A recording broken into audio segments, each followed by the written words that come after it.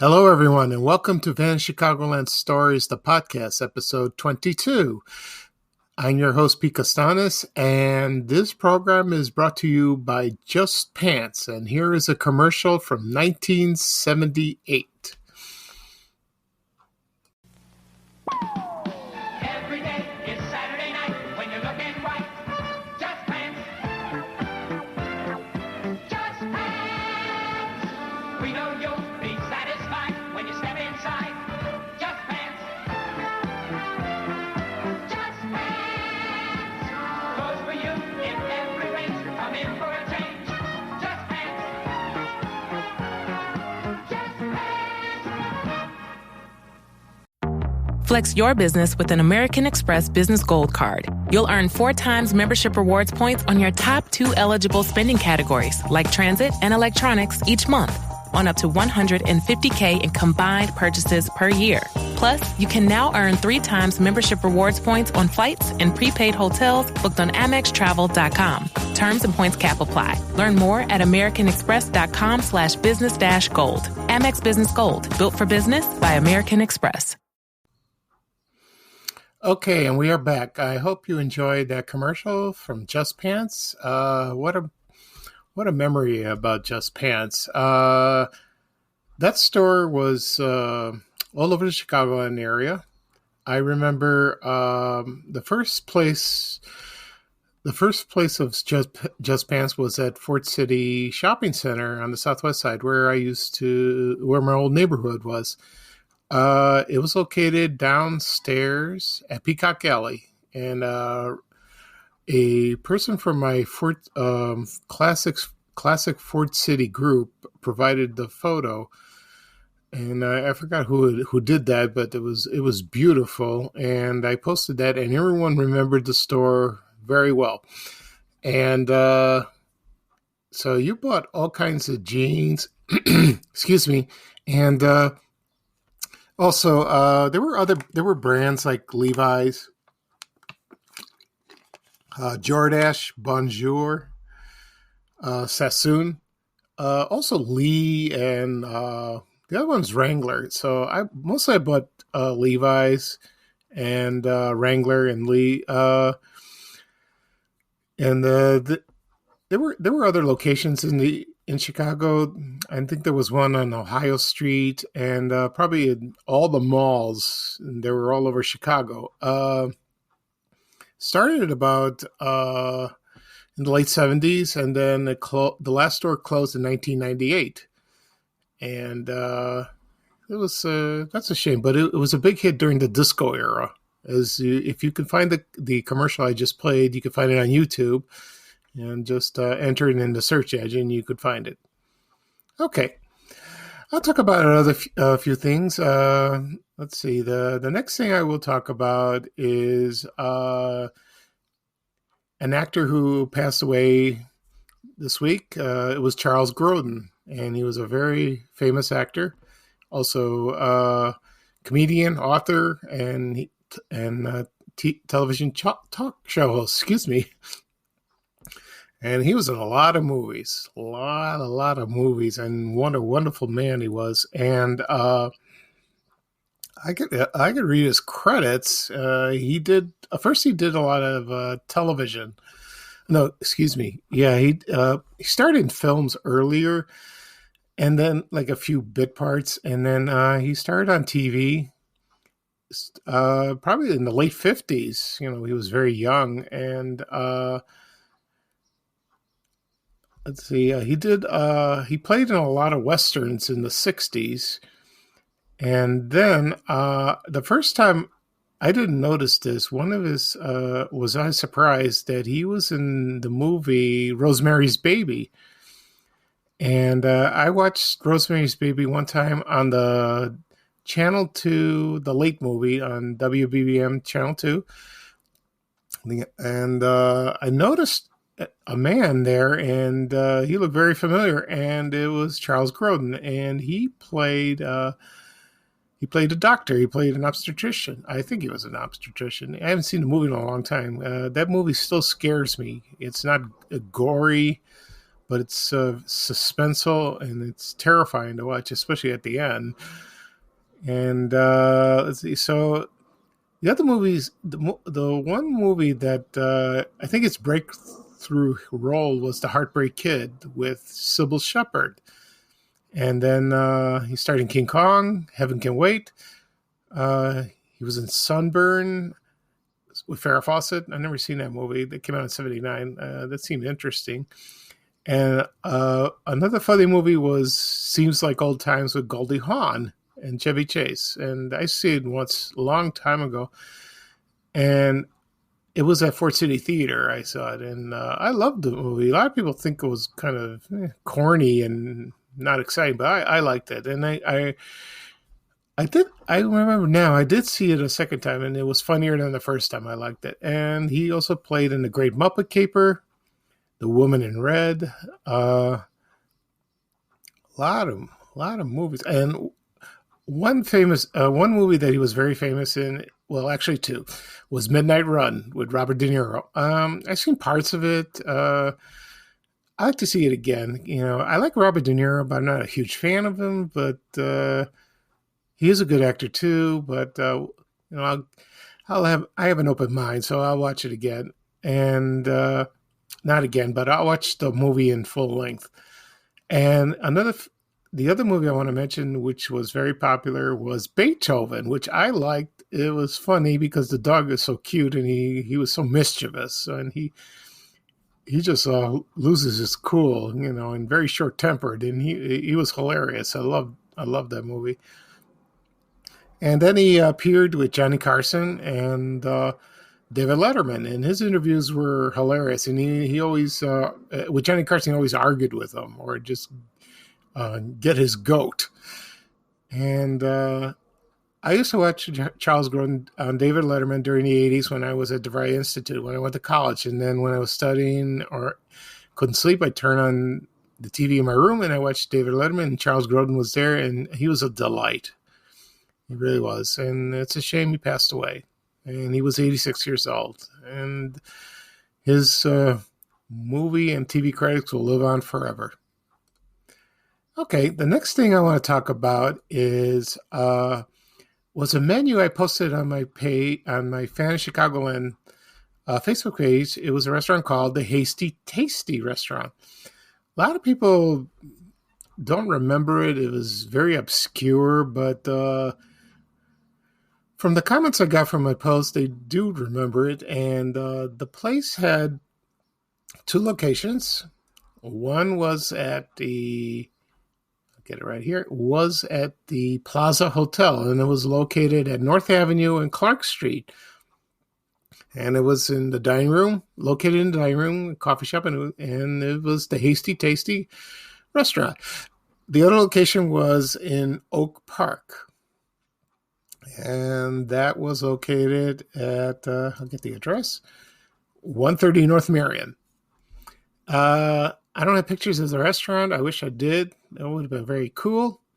But I have a menu up right here. And it had like the usual diner menu, which we used to see in the 50s and 60s and the 70s. For example, olive burger, just like at Peter Pan. And they also had the Hasty Tasty burger. And so they also had hot dogs, barbecue beef. They had pies. Oh, wonderful pies, cakes. And, of course. And they had something called Boston sodas. I guess it's ice cream sodas, I guess. And I guess that's what it's called. I'm not sure. Someone could tell me that. And then they also have a list of the Hasty Tasty sandwiches. It's kind of funny. And so I wish I went to this place. It sounded wonderful. Just like the diners today and restaurants, they're still around. I still go to them, but they're not as prominent, I guess, because people are health conscious. But if you go to a healthy store, not a healthy store, like a healthy restaurant, they served organic and soy and if you're on a keto diet, that's nice. It's wonderful for your health, but you starve yourself, and most of the food's not tasty. So you do what you can. I do my best to cut down as well. Okay. The next thing I want to talk about is a TV show that a lot of people have remembered when they were growing up. And it was called The Magic Door. And right now I will play a little clip that is the intro of the show. And I hope you enjoy it. So here we go. Room, zoom, zoom, gilly, gilly, gilly, gilly, gilly, come through the magic door with me. Just say these words and wondrous things we'll see. Follow the king, queen.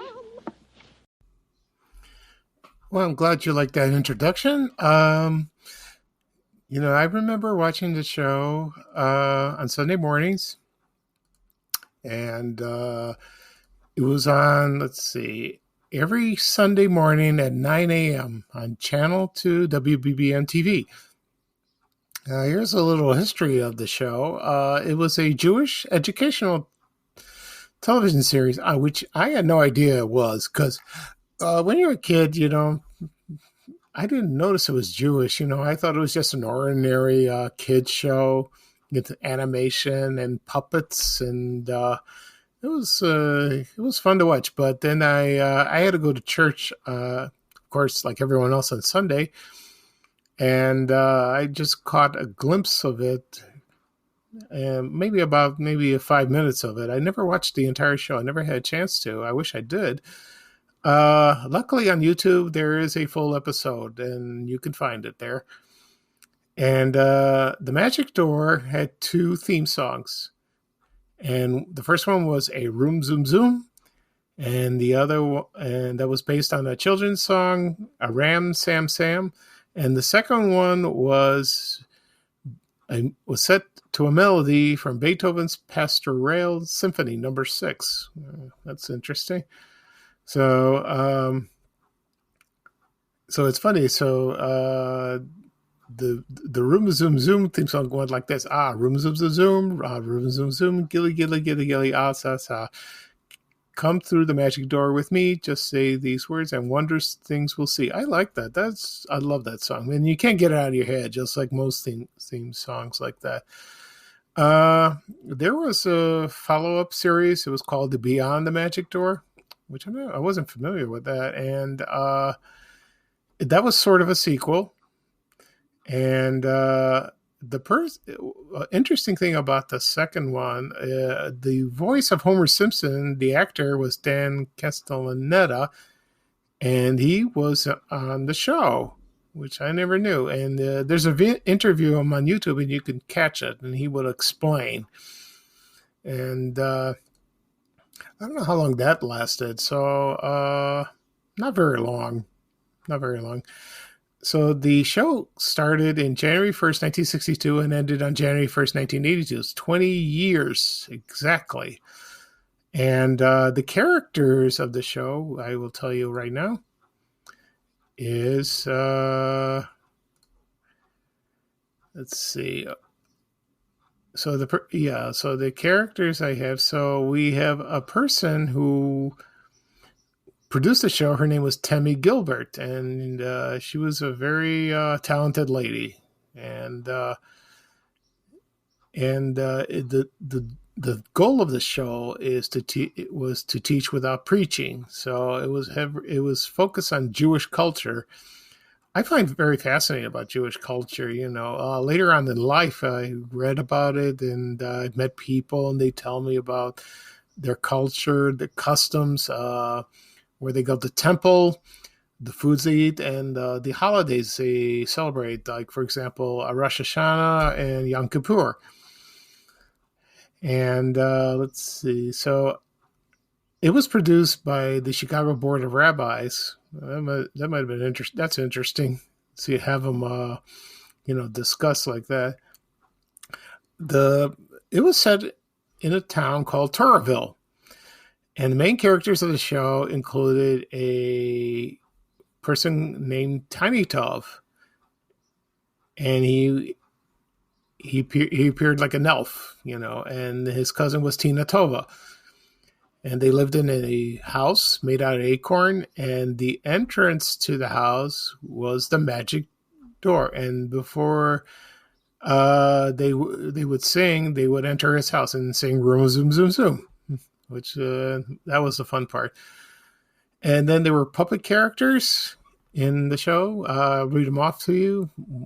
There was Booby Beaver, Icky Witch, Rabbi and Mrs. Mora, Dee Dee, Max the Mailbox, Rumpelmeyer Dragon, Bunny Rabbit, Buddy, Worthington Warlock, Scrunch, and also human characters that appear.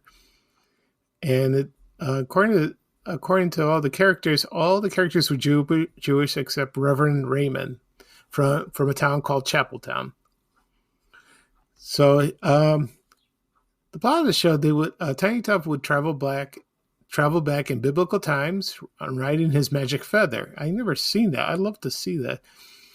And he would say like an incantation. He would say, "Aleph Bet, give me hay, magic feather, move away." Oh, that would be fun. And also there would be a Hebrew word for the day, and they would sounded like Sesame Street. They would do do a letter of the show or a number. And they would explain they would have a lesson. They would explain discussing Jewish traditions, and then episode they would do when they do the Hebrew lesson. They step through the alphabet. That would be the Hebrew alphabet, which is nice. The character of Tiny Tov, it was created by Irv Kaplan, and then. And the person who played Tina Tova, the actress was Fran Moss. I think her maiden name was Udisky. So yeah, probably Fran Udisky. So there were 3 Tiny Tovs. So and then there was the second one. He was an actor. His name was Jerry Loeb. I'm sorry, he was the first one. So yeah, so he was the first one. The first actor, it was Jerry Loeb. Second one was Charles Gerber, and the third one was played by Rabbi Joe Black. So there were 3 of them. I don't know if kids noticed that. So so when I posted the screenshots of the show, and a long time ago I posted a certificate. I found a certificate that you became a citizen of the Toraville. And let's see. Oh, there was one more character. Her name was Granny Groovy. And some of the locations in Toraville was the Sailaway Sea, Holiday Hill, the Friendly Forest, Dig and Tell, and also the Toraville Town Square, which was great. And they had the pledge on the certificate. And it says, "As a citizen of Toraville, I promise to be considerate of everyone, to be helpful at all times, and to respect and carry out the laws of God's Torah and Bible, my country and my community." Oh, it's a beautiful saying, and it rings true. So that was a fascinating show. It's a shame, we don't have children's shows like that. Like, for example, we don't have Bozo Circus, Garfield Goose, can't think of what else? Ray Rayner, and also BJ and the Dirty Dragon. We missed those local kid shows today. Now we gonna have news. I mean, kids don't want to watch the news. They're bored with that. So, but TV has changed. Okay, so that'll be all for today. For episode 22. I'm glad you joined me, and this is Fan Chicagoland Stories, the podcast, and hopefully I will. Do another episode, probably maybe tomorrow, maybe Sunday. We'll see. So this is Pete Costanis, your host, and bye-bye now for me. And now take it away, Ray Rayner.